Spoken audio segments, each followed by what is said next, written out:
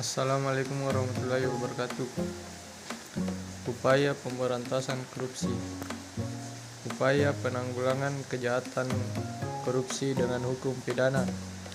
Kebijakan penanggulangan kejahatan atau yang biasa dikenal dengan istilah politik kriminal atau criminal policy oleh G. Peter Hoefnagels dibedakan sebagai berikut. Yang pertama, kebijakan penerapan hukum pidana. 2. Kebijakan pencegahan tanpa hukum pidana. 3. Kebijakan untuk mempengaruhi pandangan masyarakat mengenai kejahatan dan pemidanaan lewat mass media. Influencing view of society on crime and punishment. Mass media atau media lainnya seperti penyuluhan, pendidikan, dan lain-lain. Melihat pembedaan tersebut, secara garis besar upaya penanggulangan kejahatan dapat dibagi menjadi dua, yakni melalui jalur penal dengan menggunakan hukum pidana dan jalur non-penal diselesaikan di luar hukum pidana dengan sarana-sarana non-penal, yaitu 1. Sasaran dari upaya penanggulangan kejahatan melalui jalur non-penal adalah menangani faktor-faktor kondusif penyebab terjadinya kejahatan, dalam hal ini korupsi, yakni berpusat pada masalah-masalah atau kondisi-kondisi baik politik, ekonomi maupun sosial yang secara langsung atau tidak langsung dapat menimbulkan atau menumbuh suburkan kejahatan. 2. Upaya yang kedua adalah upaya penal dengan memanggil atau menggunakan hukum pidana atau dengan menghukum atau memberi pidana atau memberikan penderitaan atau nestapa bagi pelaku korupsi. Berikut berbagai strategi dan atau upaya pemberantas korupsi. Yang pertama, pembentukan lembaga anti korupsi. 2. Pencegahan korupsi di sektor publik. 3. Pencegahan sosial pemberdayaan masyarakat. 4. Pengembangan dan pembuatan berbagai instrumen hukum yang mendukung pencegahan dan pembatasan korupsi. 5. Monitoring dan evaluasi. 6. Kerjasama internasional. Gerakan kerjasama dan instrumen internasional pencegahan korupsi.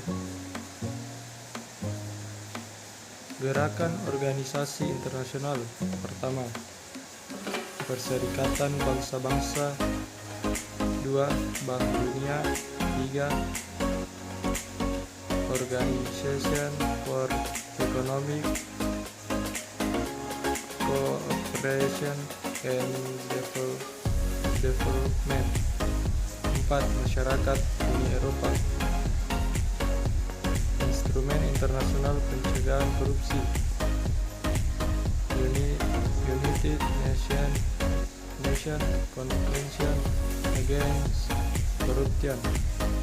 Salah satu instrumen internasional yang sangat penting dalam rangka pencegahan dan pemberantasan korupsi adalah United Nations Convention Against Corruption yang telah ditandatangani oleh lebih dari 140 negara. Yang kedua, Convention of Bribery of Foreign Public Officials in International Business Transaction adalah sebuah konvensi internasional yang dipelopori oleh OECD. tindak pidana korupsi dalam peraturan perundang-undangan. Yang pertama, delik korupsi dalam KUHP. 2. Peraturan pemberantasan korupsi penguasa perang pusat nomor PRT atau PPRP /013/1950. 3. Undang-Undang No. 24 (PRP) tahun 1960 tentang tindak pidana korupsi. 4. Undang-Undang No. 3 tahun 1971 tentang pemberantasan tindak pidana korupsi. 5. CAP MPR No. 11/MPR/1998 tentang penyelenggaraan negara yang bersih dan bebas korupsi, kolusi, dan nepotisme. 6. Undang-Undang No. 28 tahun 1999 tentang penyelenggaraan negara yang bersih dan bebas korupsi, kolusi, dan nepotisme. 7. Undang-Undang No. 31 tahun 1999 tentang pemberantasan tindak pidana korupsi. 8. Undang-Undang No. 20 tahun 2001 tentang perubahan atas Undang-Undang No. 31 tahun 1999 tentang pemberantasan tindak pidana korupsi. 9. Undang-Undang No. 30 tahun 2002 tentang Komisi Pemberantasan Tindak Pidana Korupsi. 10. Undang-Undang No. 7 tahun 2006 tentang pengesahan United Nations Convention Against Corruption 2003. 11. Peraturan Pemerintah No. 71 tahun 2000 tentang